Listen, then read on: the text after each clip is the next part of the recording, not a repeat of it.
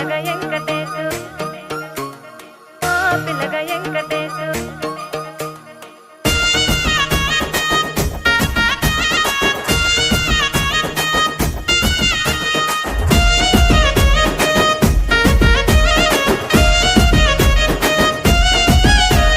సిద్ధిరాల మనసు నాది చిన్నగా పోతుంటావో చూడక పోతుంటావో ఇంట్లో చిన్నదాన్ని నేను సిద్ధిరాల